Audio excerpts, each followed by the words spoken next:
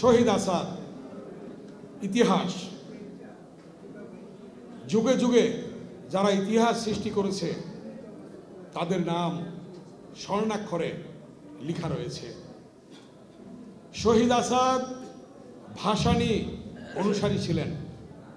আরেকটি নাম, যিনি এই বাংলাদেশের জন্য নিজের জীবনকে বিলিয়ে দিয়েছিলেন এবং দেশের বিভিন্ন ক্রান্তিকালে আপনারা দেখেছেন এই শহীদ আসাদের মতো যারা রক্ত দিয়ে এ দেশকে স্বাধীন করেছে, স্বৈরাচার মুক্ত করেছে এবং ফ্যাসিস্ট মুক্ত করেছে, তাদের নাম ইতিহাসে অবশ্যই লেখা থাকবে।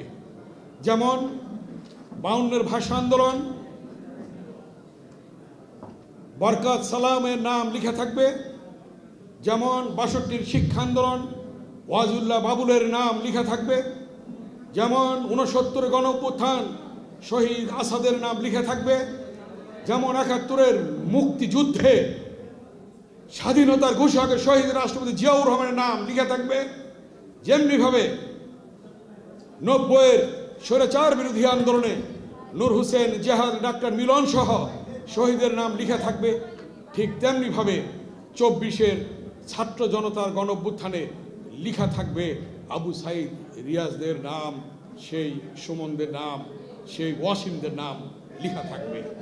অতএব আজকে আমাদের স্মরণ রাখতে হবে দেশের ক্রান্তিকালে বিভিন্ন সময়ে যারা অবদান রেখেছে তাদেরকে আমাদের স্মরণ রাখতে হবে। আমি একটি কথা বলতে চাই, আজকে কথাটি না বললেই নয়। স্বাধীনতা সংগ্রামের সময় যখন মানুষ দিক বিদিক, এদিক ওদিক দিশেহারা, তখন স্বাধীনতার ঘোষণা ভেসে এসেছিল সেই কালুরঘাট বেতার কেন্দ্র থেকে শহীদ রাষ্ট্রপতি জিয়াউর রহমানের কণ্ঠ থেকে।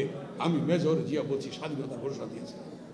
আপনারা দেখেন, যখন এরশাদ বিরোধী আন্দোলন স্বৈরাচার মুক্ত করার জন্যে আপসের নেত্রী হিসাবে দেশনেত্রী বেগম খালেদা জিয়া আবির্ভূত হয়েছিলেন।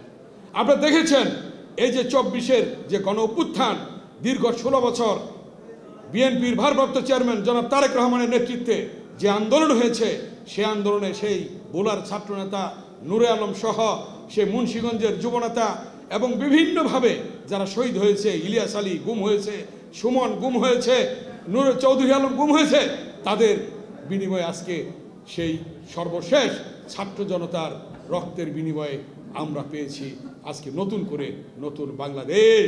যে কথাটি বলেছিলেন বিএনপির ভারপ্রাপ্ত চেয়ারম্যান জনাব তারেক রহমান, দেশ যাবে কোন পথে? ফয়সালা হবে রাজপথে। যুগে যুগে ফয়সালা রাজপথে হয়েছে, আবারও ফয়সালা যদি রাজপথে আমাদের যেতে না হয়, সেজন্যে আজকে আমাদের অনুরোধ থাকবে অন্তর্বর্তীকালীন সরকারের কাছে যে যত দ্রুত সম্ভব প্রয়োজনীয় যে সংস্কার প্রায় শেষ, এখন দ্রুত নির্বাচন দিয়ে গণতান্ত্রিক সরকারের কাছে ক্ষমতা হস্তান্তর হবে।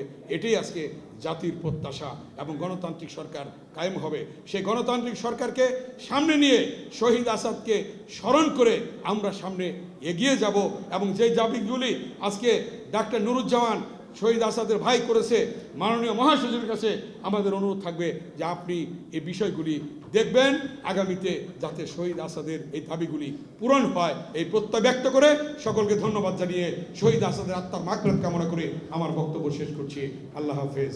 বাংলাদেশ জিন্দাবাদ।